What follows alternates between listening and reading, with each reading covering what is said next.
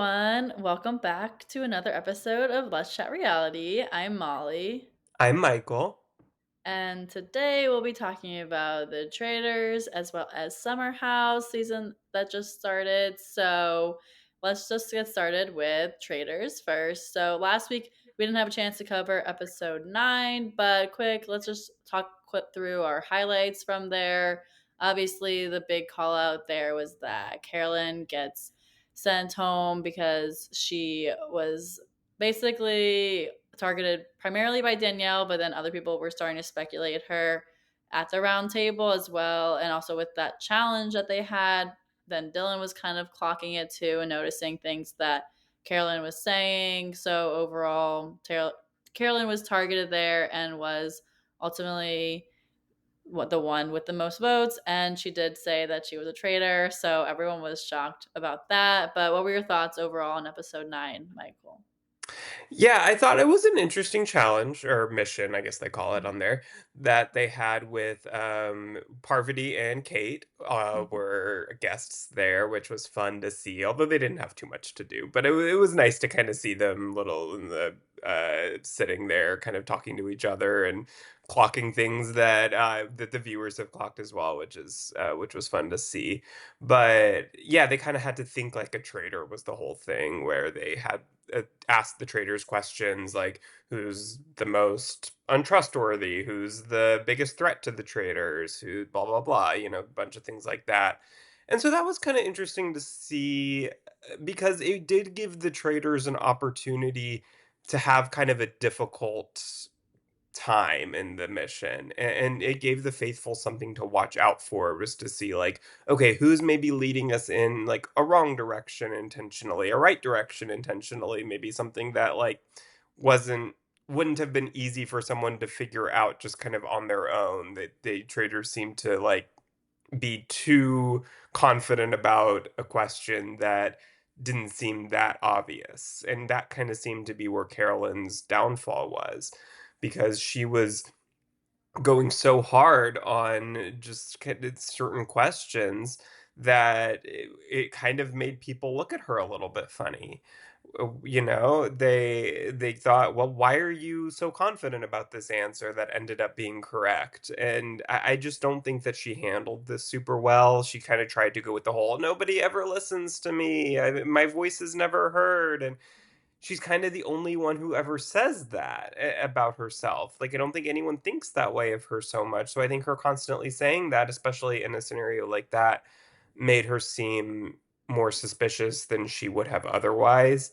And then it just kind of, went from there, and people kind of started to get on the bandwagon with that. And yeah, she ended up going home. Yeah, for sure. And I feel like also at the round table, then Carolyn was trying to defend herself and go after Danielle. But at that point, I feel like everyone's minds were already made up, and Danielle's argument was just stronger there for Yeah. Carolyn. So I was sad to see Carolyn go because obviously I was rooting for her. But everyone there was happy to see that a traitor was sent home, even if it was Carolyn, and people liked Carolyn that they found a traitor. So that's the point of this game. But with that, that only left Danielle. So we left on a cliffhanger that Danielle was gonna be recruiting someone, and it was Brittany, and then we didn't see Brittany see Danielle. But so the start of episode 10 was Danielle meeting Brittany, which they had to go to this dungeon where they always make it so dramatic. But then Danielle gives Brittany the ultimatum that she has to become a traitor or she's getting murdered. So Brittany accepts being a traitor. But what were your thoughts overall and Danielle's decision there? Obviously, like it was kind of obvious. I felt like that she was gonna choose Brittany, and that Brittany was going to accept that. But what did you think? Yeah, I mean, who's not going to accept that? Okay, you either get eliminated or you become a traitor. Like, tough decision. I mean, even Pilot Pete probably would have accepted that at that point. But I don't know if I thought that this was the smartest move for Danielle. Like, I think it was the decision for Danielle for her to be a sane person, and like she needed to have somebody who she knew she could trust. And I think Brittany was the only person that really fit that. Maybe Dolores could have, I guess, been another option. It seems like they've become very close, or at least, but Dolores just fully believes Danielle is not a traitor. And so I guess you want to keep someone like that as a faithful. But I mean, Brittany also fits that bill. I don't know if Brittany, I think Brittany probably, I think that Danielle knows that deep down Brittany knows that she was a traitor. And so I think, like, even though Brittany seems to fully be on her side right now, at the very end of the game, I think that Danielle knew, if Brittany's not a traitor with me, she's going to continue to decide to vote people out until Danielle is gone, because she knows deep down that Danielle is a traitor and has been kind of her traitor angel keeping her safe. But that works for now. It's not going to work next week at the finale. So I think that that was probably part of that decision for Danielle. But right now it feels like, oh, it may have been smarter to pick someone like Dylan, or someone like who is suspicious of Danielle and has power amongst the faithfuls to kind of change their mind. And so maybe that would have been a better decision. I don't know. But I think that for Danielle, it was just like, I need someone in there who I can actually work with. And that was Brittany. Yeah, agreed. And I felt like, I mean, there weren't that many options for her to choose from at that point, Yeah. also. So it was just in that moment, she was like, okay, I like Brittany, and, and we're going to be partners. And And I it think seems like, also there's something poetic about them ending this journey together. If they yeah, hopefully, and I'm rooting for them to win, honestly, spoiler alert. But it was something so poetic with the way the thing started with Big Brother reindeer games that has somehow become this such important lore in the Big Brother slash Traders universes. This Christmas special that was like 6 episodes long, and we thought was going to be this horrible show that was just all about the competitions, and then it turns out to be not only a great show, produced one of the greatest episodes in Big Brother history, that apparently was even better in person than it was on the show, and we missed out by not having live feeds for that. But then also ends up affecting season 3 of The Traitors in a huge way. Like, that is wild. yeah. No, and they keep on mentioning it too. Like Mhm. every time they're talking about like their relationship in the show versus now, and like how it's great that they've made up and become friends again, like all this stuff. And now you Uh, can't even watch it. They took Big Brother yeah. Reindeer Games off of Paramount Plus Oh, right really? before Trader season started. Oh, Which, wow. what timing when everybody wants to go to your streaming service to watch this episode at the very least? Because now we know, the people want to go back and see the beginning of it who didn't see it the first time, and you take it Mhm. off. I mean, Yeah. that talk about bad timing. Yep. Well, then we obviously have to get a murder this episode as well. So then Brittany and Danielle meet in the turret, and they decide to go with Sandoval here. So he's made it this far, but now he is murdered. And they also wanted to frame Gabby to be the next target for banishment, even though they obviously know she's not a traitor, but they had some points to try to go against her for that. I just loved Sandoval's exit interview with him basically just gassing himself up like always and just saying how great he was, and that he was like, I feel so honored everyone actually respected me. And it's like, well, that's not true, but okay. I was a pleasure to work with. That Yeah. was my favorite line. Who calls themselves a pleasure to work with? What? That is like, who does that? Who talks like that? I saw a Sandoval. funny TikTok that was like, this is him describing his year review and Yeah. like talking about yourself as an employee that like did nothing but like wants to look like you're the best employee. I said that, like, I'm going to say that every group assignment that I have to work on, I will end by saying I was a pleasure to work with. Like, I'm Yeah. never gonna get over that. That was something else. Yeah. And he But was yeah, no, I actually think, like, honored. He oh, was sorry. like, yes, I'm a threat. This is why I'm getting out. Yeah. Whatever helps you sleep at night, I guess. Yeah. But I think that this was an interesting decision. I don't know that I agree with it. I was happy about it because it's Sandoval, but I feel like he was so loud and wrong, and that's what you want in a faithful, and I feel like he wasn't, like, super onto Danielle necessarily or Brittany, like, I feel like he is so set on Dolores of all people, and, like, why wouldn't Mhm. you wanna keep that in the game? But I feel like, honestly, getting rid of, I don't know, Dylan, I think, might have been the best move. So, but I'm happy that that they made this decision. I just don't know that it was the best for their games. Yeah, agreed. I don't know. I feel like at this point, like, I don't know how much of their strategy or like what they're thinking is impacting them as much. Like, I think they're just like, oh, like, no, they're still not suspecting. Well, obviously, Danielle was not really talked about besides with Carolyn targeting her last week in the roundtable, which I was surprised about. Like, I thought other people were going to catch on to that as well in that episode. Now, obviously, we see Gabby still suspicious of Danielle and Ivar as well, but I don't know how smart they were playing in that moment of who they were going to banish. But obviously, that's who they went with. And then back in the house, we're seeing just lots of conversations about who trusts who and who people are suspecting. So obviously, Gabby was very strong on Danielle. But Dolores trusts Danielle, so she's not changing her mind, at least to Gabby or to anyone at that moment.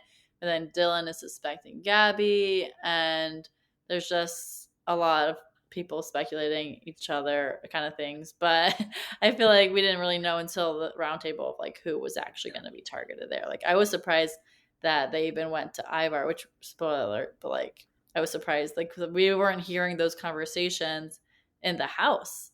Yeah. No, that was surprising. I mean, Dolores just kind of said, "Hey, I trust Ivar the least of everyone. Like I'm going to be voting for Ivar." And I think that I don't know that Danielle and Brittany necessarily came into the round table knowing that Dolores felt that way or was going to be voting that way. And I think that they decided in that moment at the round table, like I don't know if they just gave each other a look or I don't know what, but they both just kind of decided, hey, that's one vote already that we know is going to be for someone other than the two of us. So let's just latch on to that. And that makes it a tie at the very least. And so that gives us a fighting chance of both staying here past this banishment. So I think that it was brilliant of them to do that. But yeah, I don't we didn't hear that during the cat in the castle before the round table. And so I don't know if that was something that they were aware of and we just didn't see it and they kind of wanted to keep it a surprise, or if that wasn't something that they were aware of and it was kind of a last minute decision. Yeah. Yeah, I'm not sure about that, but maybe we'll find out at some point. But we also see the mission for this episode. We have three parts to it, and they're all inspired by previous missions. And the player who receives the most gold during the mission will become the seer. And the seer gives you the power to figure out, like, you can ask someone what their identity is, and they can't lie about it, which was a crazy, I feel like, aspect to this. I was like, wow, like this is a big deal. If someone were to find out if you're a traitor or not in this part of the game, like that's crazy. Yeah, so this was something that they did in the last season of Traitors UK, which I watched, which Mhm. that films right before the US season. So challenges, structure of the season, all always very similar to the US season that it corresponds with. So I'll kind of explain how this is going to work with this year. So obviously we saw the challenge, we saw the mission that where they determine the points to who is going to be this year. So whoever gets the most points is there's going to be this year. They'll announce it at the round table right after the vote. So right after Mhm. someone's banished and they say whether they were faithful traitor, then Alan will announce who won the seer power. Then the seer will be able to go in private with somebody and who has to reveal their true identity. So it's in private, which means that they can both go back to the breakfast the next morning and lie about what happened there. So everybody has to decide who they want to believe. So I don't know how I feel about this. Like I think it can lead to very interesting results depending on what happens, but it is very powerful. And I feel Mhm. like the problem with it that I have is that the best move pretty much is always to just vote out both of the people who are involved in that conversation, because more than likely one of them is a traitor. Like there's a pretty good likelihood that by getting out both of them, you're going to get out a traitor.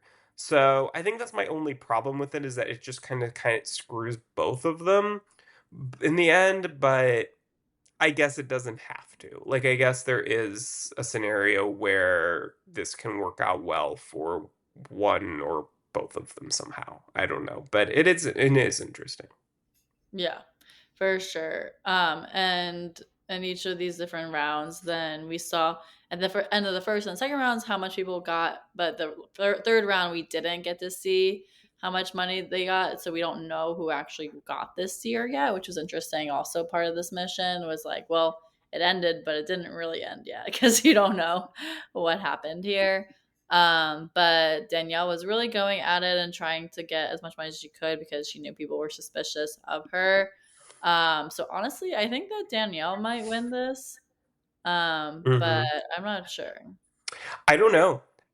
Yeah, it's so hard to tell with the fact that we don't know the results of the third round. That seemed to be like very important. Anyone was, even people who came in with $0, I guess technically still could have had a fighting chance. But yeah, I mean, it seems like there's Dolores and Brittany probably have the most, at least coming out of the first two rounds. I feel like Dolores and Brittany were the highest because they both won $1,000 in the first round and 1,400 in the second, and then Danielle got the most in the second round.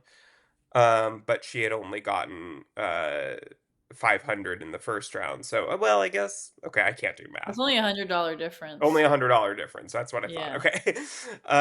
So yeah, I would say probably Mhm. between those three. Yeah. So, I mean, that's So two of that's them are traitors. two traders in the mix. Yeah, and that'll Yeah. be really interesting. I don't know if a trader wins this.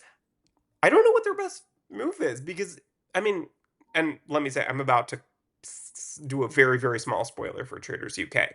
But in Traders UK, a faithful won it, and they did correctly pick a trader to reveal their identity. So that's how it went down there. So we have never seen it when a trader wins it, and to see, how that would work. Like, should I don't know who should they obviously shouldn't pick each other, but I guess you pick whoever has the most suspicion on them. I guess they probably pick Gabby. Yeah. I mean, that I feel seems to like be the I one feel who like they're they would trying choose to. Gabby. Yeah. I don't know who else or Ivar. Or we don't know who's going out in this episode. So I don't know who it would be. Like if Yeah. Danielle goes home, then they could choose Ivar. Um, Yeah. Yeah, yeah, but yeah. That I feel like, okay, so Danielle would go home, and then Brittany would have to win it, choose Ivar. Yeah, so I guess should she yeah. pick, if Gabby and Ivar are both still in the game, who do you think it is easier for to get people between Ivar and Gabby? Like, who would it be easier to get the other faithfuls to believe as a traitor? I think it would be easiest to get Ivar out Yeah. because they already are suspecting him so much. Yeah, Uh, because Dolores would be one of those people, yeah. and Dolores clearly, yeah, voted for him. Yeah, Okay, she's yeah, I very agree with that. very gung ho on Ivar. But yeah, so now after this mission, then obviously there's more conversations happening at the house, and Gabby is talking to Dylan about banishing Danielle, but Dylan was kind of hesitant. He wasn't sure because he obviously was close to Danielle, and she was like, "Oh my gosh, how are you gonna do that? Like, I can't believe you," and trying to tug at his heart, basically. And then Danielle tells Brittany, but then Brittany is freaking out because she obviously doesn't want Danielle to go home as her other traitor there. So they try to find Ivar. That was kind of funny when Brittany was just walking around like, "Where's Ivar?" And like they edited that to be like she's like looking entire like the entirety of the house, even outside. I'm like, was she really doing that? Probably, but like it was kind of funny how that Yeah. all happened. But overall, in this moment, it felt like Danielle had a bit pretty strong case, and a lot of people were going after her, but I wasn't sure what was going to happen at the roundtable itself. Yeah, I look, I don't know how I felt about how Brittany was playing this right before the Mhm. round table. Like, I felt to me like she got really, really nervous, and that I feel like would be kind of suspicious. I mean, like, I get it. Look, I think everyone knows that she and Danielle are close and have this history, and like that. I don't think it's suspicious necessarily for Brittany to say like I can't vote for Danielle, because obviously I'm sure she's told them all what happened on reindeer games and how she voted for Danielle, or kind of. I mean, she basically effectively sent Danielle home, and then uh it turns out that Danielle was not going after Brittany. She was loyal, and Brittany's probably regretted doing that for the last year and a half before coming here. So I just don't know that I would feel that that was suspicious, but I think that the freaking out about Danielle leaving is suspicious. Like, I think Yeah. that if she had just said, like, look, you guys do what you want, I can't do it, and then just kind of work on, like, trying to get one person, like, to, like, kind of slowly plant the seeds of somebody else other than Danielle, uh, but yeah, I think just like this overreaction would kind of make me turn my head a little bit. Yeah, I agree. I didn't like that. I feel like maybe that was partly editing, but like it did look like she was really freaking out and just really not wanting Danielle to go home, which at that point, like sometimes you can't prevent that to happen, especially in the Yeah. traders. Like if someone is targeted there, like you don't really have a shot to change it. Unless, I mean, at this point, like there are a lot fewer votes. So maybe now she was realizing, okay, maybe I can change the numbers here, Hmm. and was trying to rally for that, but it still does look suspicious. So Yeah. Yeah, I think just like anytime anyone is that upset or concerned about one person going home, I just think it's suspicious, because if you're a faithful, like, yeah, you want your numbers, you want the people you're close with, but it doesn't really matter all that much as long as it's not you. Whereas if you're a traitor, like, you have so few numbers that you want to make sure that, unless it's a Carol and Danielle situation where you're just butting heads and can't get along, but most of the time you want as many other trader numbers as you can get, because that gives you more of a shield. So you want to keep them in, and that type of forcefulness of trying to make sure it happens is a little bit suspicious. yeah. But Brittany was targeting Gabby here, and so that's how the round table starts. And she's sharing that she thinks Gabby's a traitor because she stuck with the Bambi so closely in the beginning and wasn't trying to really talk to others. So she felt like Gabby was very comfortable with that and like didn't have to build those relationships with others. But then Gabby quickly moves the conversation over to Danielle and sharing that she thought that Carolyn versus Danielle fight was a traitor on traitor fight. And also highlights other points with Danielle. Just overall, I feel like Gabby has been keeping a close eye on Danielle, and obviously she's right in her hesitations there and thinking that she is a traitor because Danielle is. But then also then Dolores chimes in and says that she's voting for Ivar because she trusts him the least. So that's been kind of all over here on this round table. And then there's just seemed like more so people were going after Ivar and Danielle there, and the Gabby conversation just kind of slid under, even though I felt like leading up to it, Gabby was more so a thought.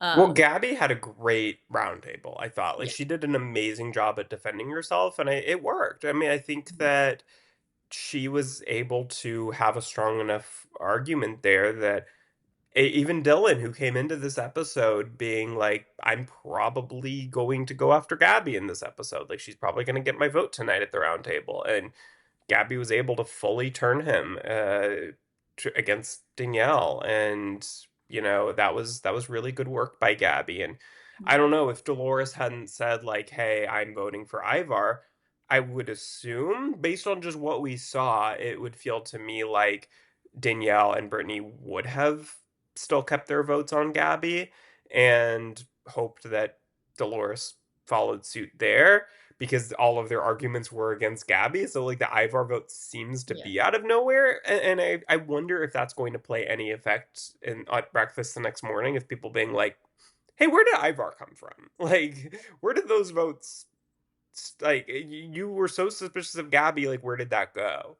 So I wonder if they'll have to kind of answer for that a little bit in the next episode. But yeah, I mean, Gabby seemed to be able to effectively turn the conversation away from her and the votes away from her, and I thought that was really good work. Yeah, agreed. But this was an exciting vote because we see that it ends in a tie, a 3-3 tie between Ivar and Danielle. And so now this is our first time seeing a tie in the US. I don't know if there's been a tie in the other regions. There has one other Okay. time, but it was early in the season. And it was kind of one of those things where it was like three votes here, three votes there, two votes on someone else, another vote on someone else. Like it was very scattered all over the place. And it just so happened that there was a tie, but it wasn't like this where it was half the votes here, half the votes here. Yeah. No, so that made this exciting And because sorry, and there at the revote, it was not a tie. So we've never seen a revote on a tie, and I don't know I mean, Alan said it's random, but I don't know whether only Danielle and Ivar would be up for elimination and it's like a coin flip, or whether everybody is up for elimination like they do on Survivor and everybody draws rocks. Like, I don't know what happens, but I'm interested to see if it does.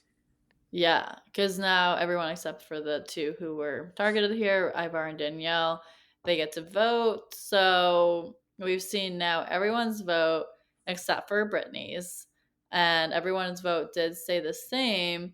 But right before the vote happened, Dolores like made eyes to look towards for Danielle for against Danielle, like that she was gonna vote for Danielle, essentially like looking at Danielle right before it, but then she kept it to be Ivar. And Brittany saw that with like they were communicating through their eyes. And so I don't know if Brittany changed her vote to be Danielle because if she thought Dolores was going for Danielle, then she didn't want to be like the odd one out there and going for Ivar again. So this is going to be really interesting to see what happens because I honestly thought if anyone's going to switch, it was maybe going to be Dylan, but they started with Dylan. He kept it with Danielle. So now if Brittany switches, this would be some real big trauma. Okay, my guess, because I've thought about this ever since Thursday. Yeah. I think that Brittany kept her vote on Ivar. And I think what that face that Brittany made, the shocked face, I think that it was more like in her mind she was still voting for Ivar, but it was useless. Like it was just to be a loyal friend to Danielle, but that Danielle was she probably thought, Danielle's going home anyways. Like I think that Dolores changed her vote. Like I'm not gonna do it. I'm gonna keep it on, stay loyal to my friend. But I think that she's lost hope that there was any chance that Danielle would stay. And then when Dolores voted and it still was, I think that the shock was just like, oh my god, there is a chance. Like this is going to be a tie again. Mhm. And I don't know what happens. It's random, but like at least there's a fighting chance here still. So the shocked face originally made me think, oh my god, she changed her vote. But I really think that it was more so like the happy shock that there's actually a chance here. Okay, I can see that. So, I mean, that's going to be interesting to see that happen in this next episode because the double tie, like no one wanted to change their minds, like was it's kind of like telling for this season of the Traitors. Also, it's like when people decide on someone, like they are going after them, Yeah. and at this point, we'll have to see who goes home. But Yeah, and I could why? be So you wrong. said, Look, like I could very easily be wrong. This is just me kind of speculating and maybe being a little hopeful because I really want Danielle to stay. Mhm. And look, I know Danielle's been getting a lot of hate online these last few weeks in particular. Like I mean, I don't know if you've kind of kept up with the whole like Danielle potentially told Brittany that she was a Yeah. traitor and broke her NDA, which that's not what an NDA is. But like, and that Danielle swore on her grandchildren, and like everybody on the cast is upset with her for swearing on her grandchildren that she wasn't a traitor and all this stuff, and she's getting a lot of hate. But Danielle is fun TV to watch. And look, like this is a game, people. She maybe went farther than you would have been comfortable going if you were playing the game, but this is a game and that's how Danielle views it, and everything is, all is fair and in love and the traitors. But, I don't think that she does not deserve death threats, obviously. It does not deserve all the hate that she's getting. Like, Danielle is a legend of Big Brother for a reason, and I think everybody just needs to chill out a little bit. Agreed. I feel like people don't understand that it's a game here and that it's not like obviously it's not ideal all the things that like if you're in the game yourself and it's like you're like trusting someone and then you get betrayed, like you don't like that feeling. So partly with that, but I feel like overall she is doing a decent job. Like she's made it this far Yeah. and she's the only original trader still there. So Yeah, people were calling her the worst traitor ever 4 or 5 weeks ago, after the episode with the where they had to choose someone's photo to stay on the wall, and they were answering the riddles and blah blah blah. And people were saying after that episode, like Danielle is the worst traitor ever. And I mean, we were probably pretty down on her too at that point. But look, like she's made it farther. She has survived. If she survives this roundtable, then she will officially break the record for most roundtables survived as a traitor in Trader wow. history. Suri currently holds that record, and Suri obviously won, but she would only hold that record because the season's longer than the season one. So Suri could only survive however many roundtables she did. But if Danielle survives this one, she will break that record. So that's really impressive. That is very very impressive. Yeah. No, for sure. So I'm excited. This is the finale this coming week. So sad to see the season end, but also excited to see what happens and who ends up winning. I cannot wait. I if I were to guess right now, I think if Danielle survives this roundtable, I think she and Brittany have a lot of potential to win. I just because they have the numbers at that point. Like, and it depends. Well, it depends who wins the seer. Gosh, I think that if one of them wins the seer power, then yeah, I think they have a really good shot. If one of them doesn't win the seer power, that chance goes down quite a bit. But we'll see what happens there. But yeah, I hope that if it's not them, I really hope it's like Dylan and Gabby win Yeah. as faithfuls. I don't want to see like Ivar and Dolores win. I don't think that that would be a very exciting ending to the season. But I think if Gabby and Dylan win as faithfuls, I'm happy. If Danielle and Brittany win as traitors, I'm happy. Yeah. I'm rooting for Dylan and Gabby to win just because I feel like they did such a good job at being faithful this season and surviving till now also is a big thing for them. I think it's I mean, obviously it's harder to be a faithful, so I think that they deserve it if they make it there. Hopefully they do. But Yeah, yeah, we'll I, have to I I wait. think I'm only rooting for Danielle and Brittany over that just 'cause I think it would be such a poetic ending to their Hmm. story. I think that Yeah, that would be just such like a perfect ending to like this BB Reindeer Games Traders story that's been unfolding. But I would also be very happy with Dylan and Gabby just because I think they've played really good games and they've been really really fun to watch. yeah, agreed. Well, And should we now go let's into talk Summer about House? yes, let's do it. All right, yeah, so this is our first time covering Summer House this season. We're 3 episodes in now. What are your thoughts on the season so far, Molly? I've been enjoying it. I feel like obviously a lot of change happened in this past year for them. Like now that Lindsay is pregnant and Carl's also in the house now. And it's interesting to see because last summer they were still engaged and their breakup happened right at the end of the summer. So it's really just like, well, this has been a long time of a difference in their lives now. But now they're together in the same house and same with I feel like the Sierra and West drama is still continuing, obviously. But overall, I feel like also the newbie, like Lexi who came in, like I think she's also been adding to the show in a good way. So I think overall, I've really enjoyed it. Yeah, it's been a really fun season so far. I like that so much has happened, so much has changed since last season because I feel like when the cast is able to live a lot of life between seasons and things change in their lives, things change in the dynamics of the group, like that always I feel like leads to a more exciting season than everything being exactly the same as it was when last season ended and then it's like okay, we gotta kind of come up with some new things here because it's just kind of staying the status quo. And we've seen that before. I don't know in Summer House so much. Summer House, they tend to like shake the cast up enough season to season that we kind of avoid that. But Vanderpump Rules, we saw that quite a bit. I feel like in the later seasons, where before Scandival, of course. But yeah, there were couple seasons there where it was like, okay, let's shake things up a little bit here.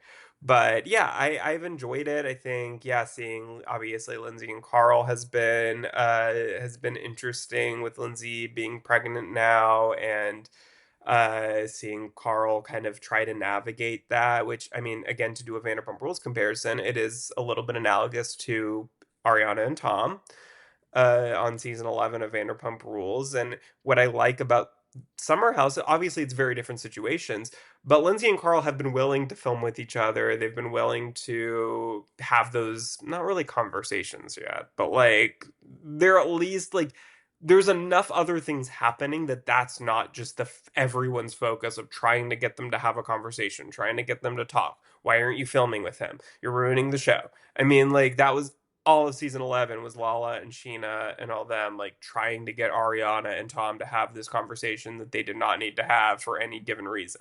So I like that here, at least like that's not the focus. Yes, we're acknowledging it. Yes, like they're going to have probably some awkward moments being in the same room together, but like there's other things happening. Yeah, agreed. Well, episode 3 begins as the group prepares for their July 4th party. That's a famous start to every Summer House season is this July 4th party. It's a little bit later. Usually I feel like it's like episode 1 or maybe 2, but it's episode 3 that we're having this July 4th party. So I guess maybe they started filming like a week earlier than normal. But Wes and Sierra are rehashing the conversation that they had at the end of the last episode, which was their first conversation since their breakup also at the reunion that they obviously announced that what happened between them were no longer together. And but a lot has happened since the reunion filmed. West did his article that made Sierra very upset, where he kind of said, we're just not each other's people. And that really upset Sierra because even though they were no longer together, she was still very much like, confiding in him as a friend and all of her issues. And Wes seemed to really downplay that and say things in that article that he had not said to her in person. So, whose side were you on here in terms of their conversation? What were your thoughts on all that?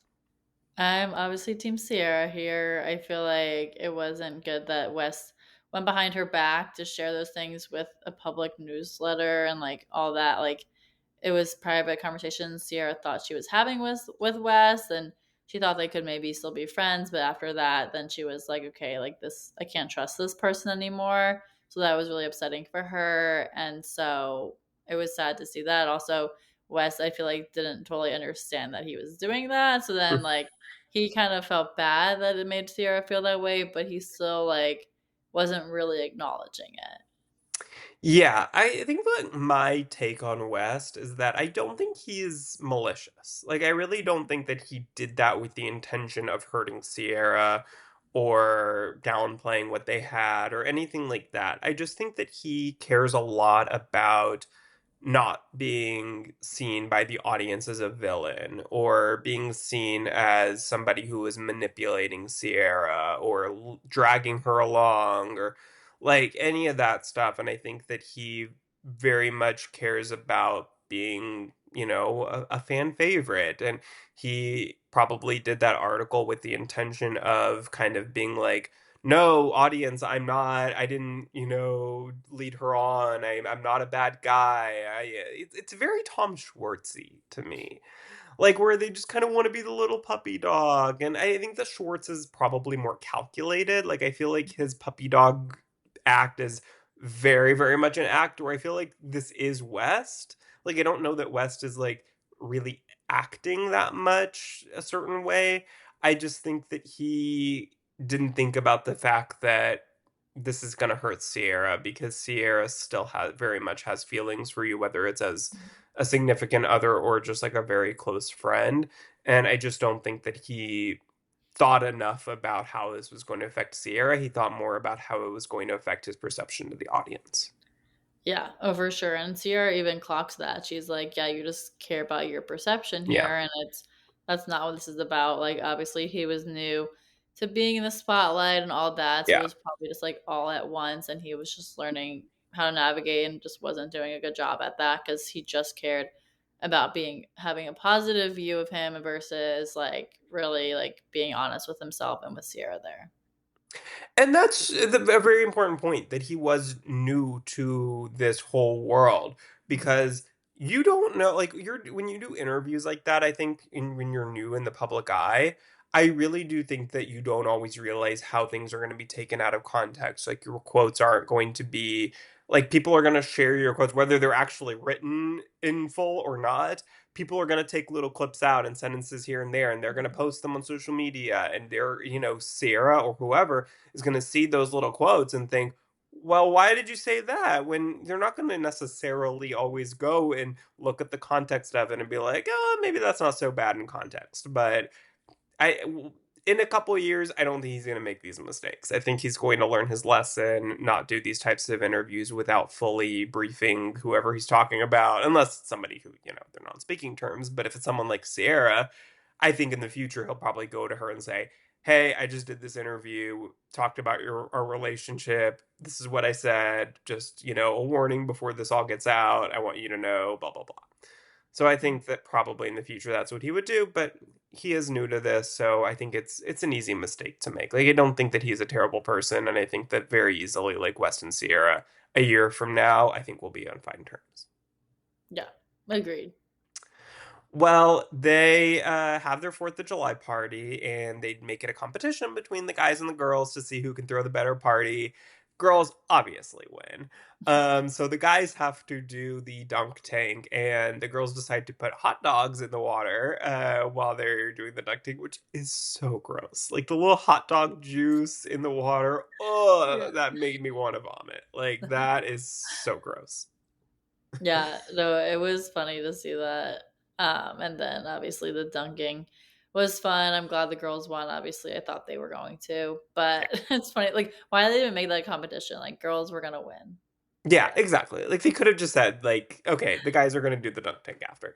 yeah. But we meet Leslie's sister at this party. There Mhm. were some fun moments. Not too much drama though, so we can kind of move past it quickly. But then they go back to New York, and I love the New York scenes. I feel like we haven't had a lot of them until this episode, so I'm happy that we're getting more of that.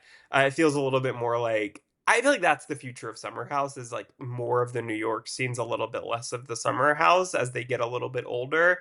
I think that this is kind of a good way to like transition them into a show that's a little bit more age appropriate for some of them as they reach their kind of mid late 30s, which we're not there yet. A lot of them are still in their early 30s and even the 20s. I think Sierra's still like 29. But I think in maybe 4 or 5 years, I think that this is if they're going to keep the same cast largely, I think this is a good way to do it. So back in New York, Lindsay and Paige meet to go shopping, which is something that I think a couple years ago nobody could have ever predicted because they were like mortal enemies for a long time. And Lindsay and Paige, I did not think we were ever going to get just the two of them going maternity shopping. Like, that is just like a wild sentence to, like, in 2022, nobody would have believed. But they talk about Lindsay freezing her eggs, and Paige says that, Craig freezed his sperm, which we saw on Southern Charm. And Lindsay opens up about her relationship with her biological mother, too, which is something that I had forgotten about. Like, she talked about it. I mean, they showed the flashback to, like, season 2, I think, where Lindsay talks to her. But yeah, I'd totally forgotten about that story. And I'm glad that they kind of reshared it. And, I like when we get to know just kind of more about these people and their backstories, and it humanizes them in a way that I think is really important, especially for someone like Lindsay, who can, I think, oftentimes be this kind of seen as this one-dimensional person. And I think this pregnancy and the story like really kind of puts that all into perspective. Yeah, for sure. And it's also interesting. Another part of this season that's fun, not fun, but necessarily like interesting to see is that we're seeing Paige talk about Craig right now and like they're Yeah. together, but now we know that they're not. So like hearing about all these things, it's like that they were planning on this and all that. Like now that obviously it's not gonna happen with the two of them. So it's like kind of sad, but then also it's like interesting to see as the season will go on. Obviously, there's gonna be more conversations we're gonna see unfold with the two of them, I'm sure. So right now it still feels like they're in a good place if Paige is bringing that up and like talking about this with Lindsay while they're shopping. So it was interesting to hear that as well. Yeah, no, it's really, really interesting because obviously Southern Charm is also airing right now. So we're seeing Craig's side of things on there. Here we get to see Paige's side of things, and the timelines are a little different. Southern Charm filmed a few months earlier than Summer House. So we're in a little bit of like a different situation of their relationship, but it seems like on both the Southern Charm finale and then on the Summer House finale, they did pick up cameras on both shows. So on Southern Charm, we're going to get to see Craig's conversation with Austin and Shep about their relationship and how that all ended. And then on the Summer House finale, we're going to see Paige talk with the girls about how their relationship ended. So it's going to be really interesting to see on both of those finales and reunions, I'm sure, to hear both of their sides of how things went down there. Yeah, no, that will be interesting. Well, also back in New York, Jesse and Lexi go on a date. Our newest summer house couple. Lexi, like you said, is new this season, and she has taken a liking to Jesse Solomon. And they go to a bar that has lawn games. We see them playing the games, and then they have a conversation where Lexi says that she wants to make sure that we're on a track to only be seeing each other. That she wants to not maybe right this second, but pretty soon be exclusive. Jesse thinks that that's moving a little too quickly. He can't commit to that yet. He's not used to that. That's not his typical way of doing things. But what do you think of them together as a couple? Or do you think that Lexi is moving too quickly, or is Jesse too afraid to commit? I honestly kind of like them as a couple. I don't know how long they would last, but I think for the summer it's going to continue going probably the same trajectory, but I think Jesse is just afraid to commit and that he's gonna be like he'll get out of that and like be fine to just be dating Lexi. But I don't know if like they go back to real life kind of stuff, if they'll still last like that. But right now I think in this summer universe that they're okay. Yeah, I think that they are going to be just a very like casual relationship. Like I really don't see it getting serious ever. Yeah. I think that my guess is that I think Jesse is going to kind of like try to call her bluff a little bit and like not be committing, just kind of want to continue to see her and then also see other people on the side. And I think that Lexi will be okay with that for a while, but I think by the end of the summer I could see Lexi being like, hey, this is an ultimatum. Like, either you stop seeing other people or I'm going to stop seeing you. And I think that he is going to not ever want to commit to that. And they'll break up just because he's not willing to actually be exclusive. And I think that he'll be shocked by that. I think he'll say like that he's blindsided and like, I don't understand. But Lexi, I think is gonna hopefully stay strong on not being okay with just, being one of his 100 girls for too much longer than that. Yeah, agreed. I feel like that's a very reasonable prediction there. Like, I think that's very likely that that could happen because obviously we've seen with Jesse in the past of him like having the roster and all of that. But like, maybe if he really does like Lexi and really does like see that with her, then maybe he would change. But I just don't see it lasting for that long if he does decide that. Like, I think he's gonna then get tired of only being like committed to one person and then want to have Mhm. that again. Yeah, exactly. Um, but Lexi just in general as a newbie, I don't dislike her. I just don't know that she fits in with this group of girls. Like, I feel like she fits in so much better on Vanderpump Rules. Like, she Mm, reminds me so much just like looks wise of Lala. And I think right. that's kind of like tripping me out a little bit because I think like I just don't think of the Summer House girls. Like, I think they're so New York. And I feel like Lexi just doesn't have a New York feel to her.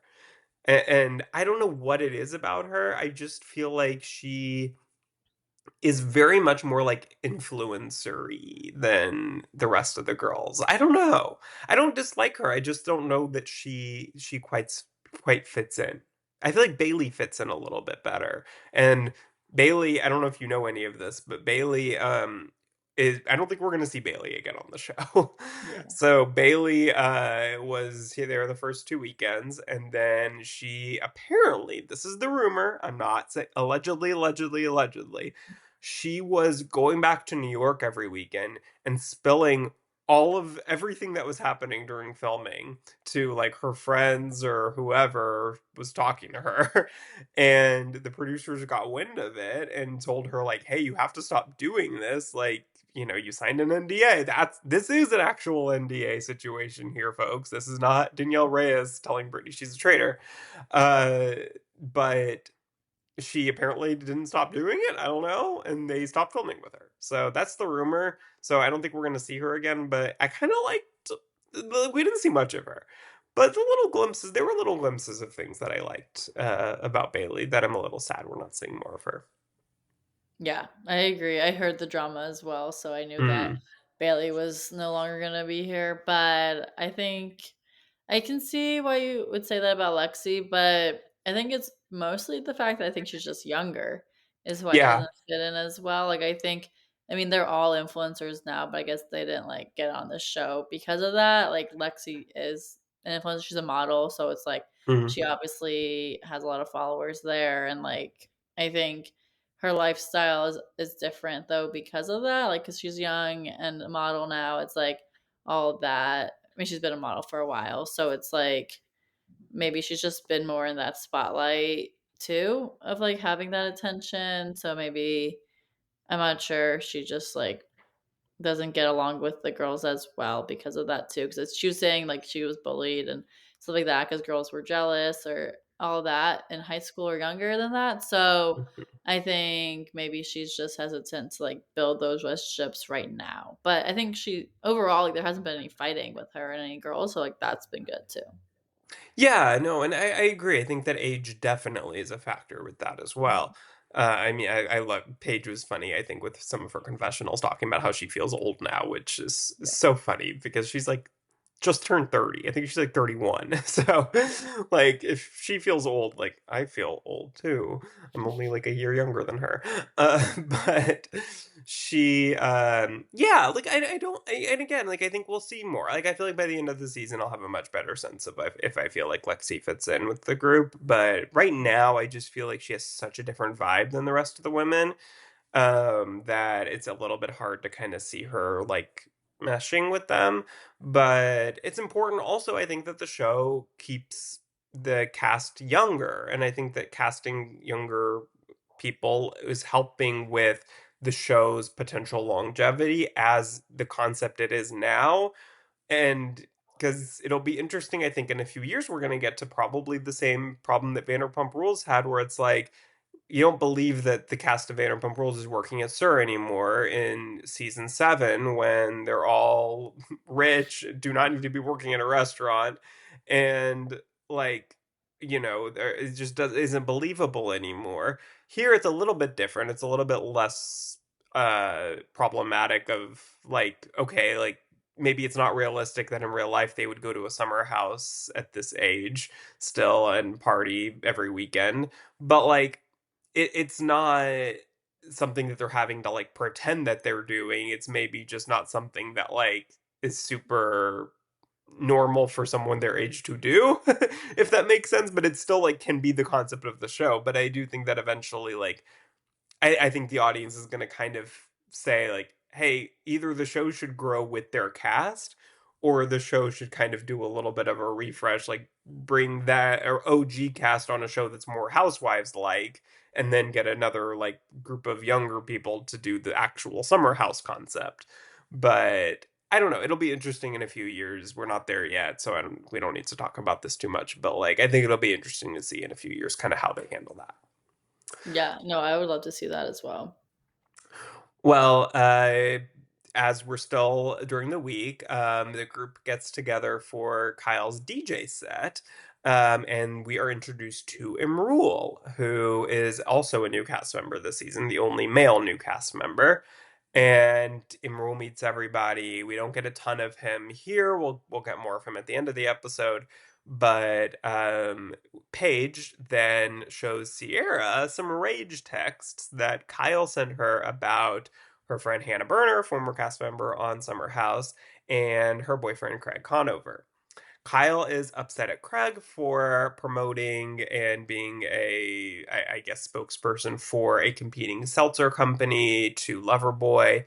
And he's upset with Hannah for her comments that she recently said on some. She was doing a round of podcasts over the summer that I remember.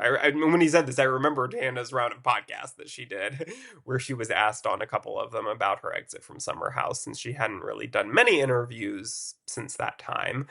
So, what did you think of Craig's texts here? Was he out of line for texting them to Paige when he's not really upset with Paige directly? Or was that reasonable for him to be upset about these things? Yeah, I definitely feel like Kyla was out of line there. Like it's not her problems. Like, or it's like, or the problems that Kyle's having are not shouldn't be directed to Paige herself because like they weren't toward like obviously like she's related like best friends with Hannah and her boyfriend is Craig, but like it still doesn't make sense for him to be texting those messages that he did in that way. So I felt bad for Paige and she obviously didn't want to make it like a big thing at the party here. So I respect her for not doing that like in that setting. But it was interesting to hear that that happened. I also remember hearing about Craig promoting the other seltzer brand. I think Mm-hmm. that's Spritz it's called. Yeah. And I was like, wow, this might come up as drama on the show, and here it is. So that was interesting to see that unfold too. But I don't know, it just Kyle's just annoying me right now.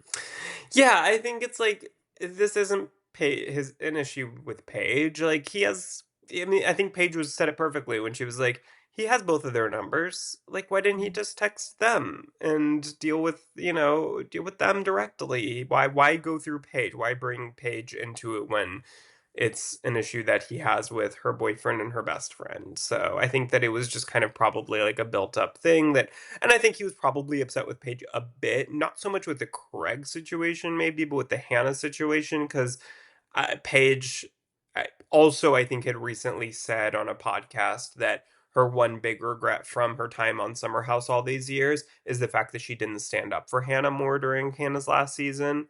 So I think that that was probably a situation where he was like, okay, this keeps getting talked about, like, and now you're saying that that was your one big regret. Like, that is kind of an F you to me. So but if that's his issue with Paige, say that. Like, don't bring your issues with the other two people into this, because what is Paige supposed to do? I don't know that, like, there's nothing really that she can do. Like, they're their own people; they can make their own decisions. And so, yeah, I think that was out of line. And I think that my guess is that Kyle probably like was drunk when he did that, and would probably not have done that if he was sober. And hopefully, when Paige brings it up, he will say that and not try to get all defensive about it. But we'll see. Next episode, I think we'll see. So Yeah. pretty soon. But back in the summer house the following weekend, Danielle Oliveira is back. She comes into the house when Lindsay is there and they reunite. Now, I thought this was hilarious because Hannah was like, the break has been so nice. I've had all this time off. She missed 2 weekends. Like, she Yeah. was there last year.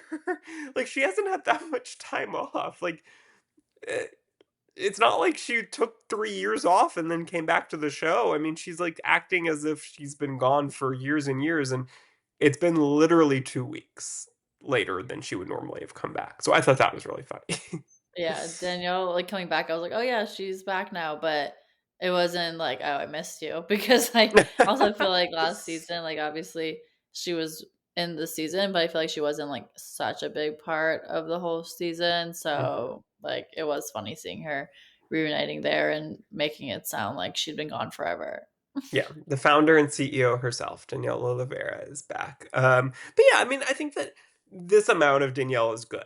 Like, I feel like every few weeks she can kind of pop in, make an appearance. I think that that's a good amount of Danielle. Like, I feel like Danielle works best as a kind of supporting character versus trying to make her like the main face of the show. Like, they kind of, I think, tried to do a little bit on like the season 7 Winter House season 3 era of Danielle. Like, she was, I think they were trying to like build her up as being a main character, and I just don't think that she works as well that way. I think there are some people that are just kind of better fit as a little bit more of a side character, and I think that Danielle is good in that role. So I think having her as kind of like a friend of, I think will be the perfect little dose of Danielle. But then Sierra comes in and she tells Danielle and Lindsay about her time having drinks with Imrul, West, Bailey, and Lexi. Now, Imrul apparently missed last weekend. He was invited, excuse me, but he missed it because he was at what they call a play party. I don't want to know more information about this, truly. This was already too much information for me. I'm not going to go into exactly what he apparently said he was involved in at that party, but sounds interesting. And I think I don't know how I feel about him really yet. Like, I feel like the additions this season are interesting people. I just don't know if they fit with the rest of the group, and I feel the same way about Imrul. I don't know.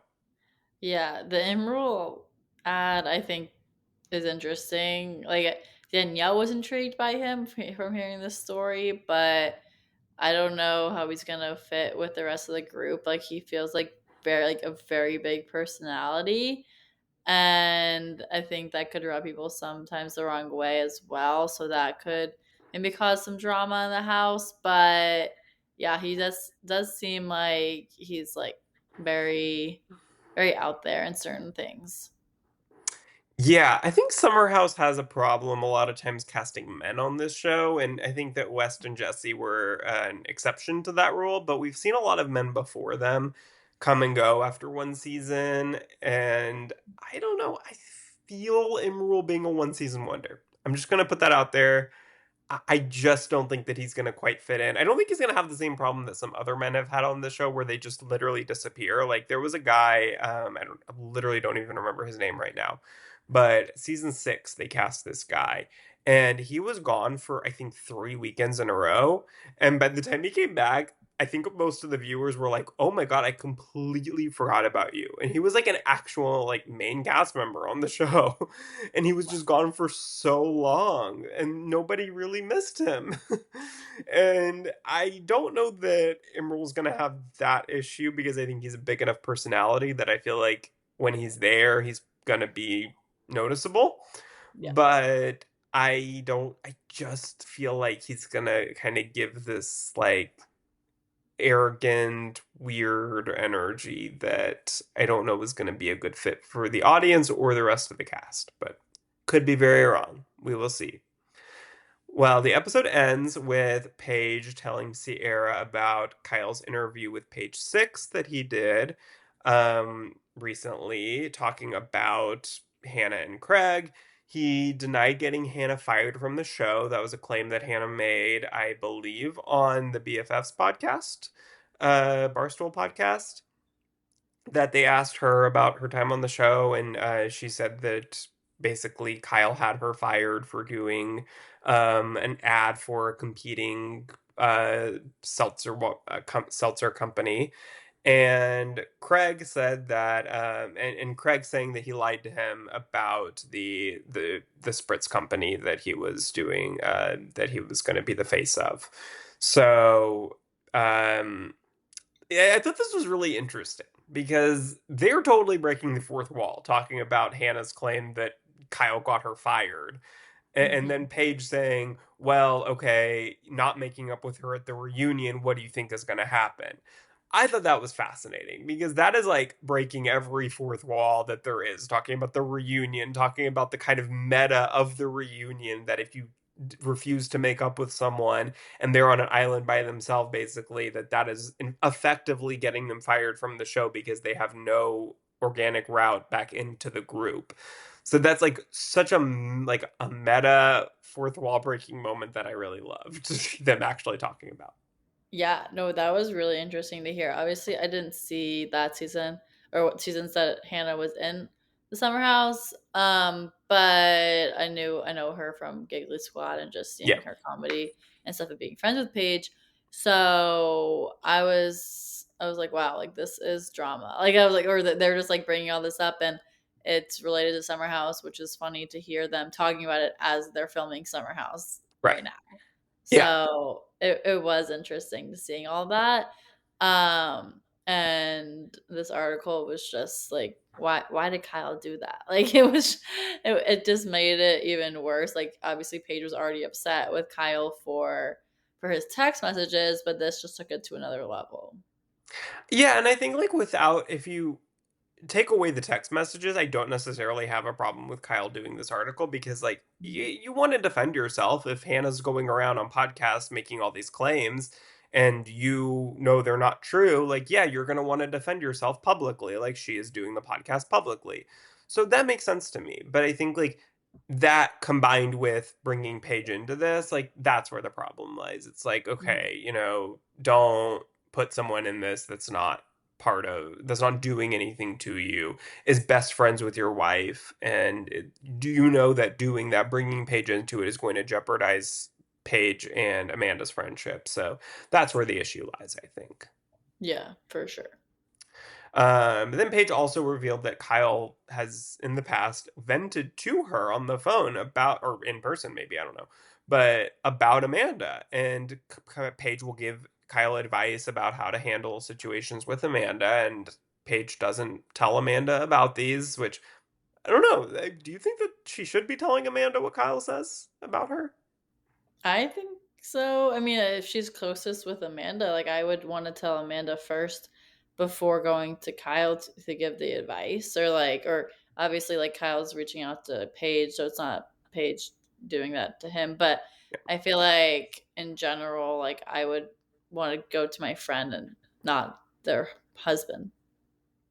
Yeah, and I guess like that's probably Kyle saying to her like, "Please don't tell Amanda what I'm Yeah. saying." Like, you want to get advice from her best friend of how to handle her because she has a very different relationship to Amanda than he does, and so it's probably a situation of like, as a girl, how should I handle this? Like, he Yeah. wants to not go about it the wrong way, and she knows Amanda very, very well and probably has good advice on how to do that. So I understand Kyle's desire to go to Paige, with that, but yeah, I don't know if Paige should be telling Amanda what he's saying or not, if that's breaking some type of girl code. I don't know.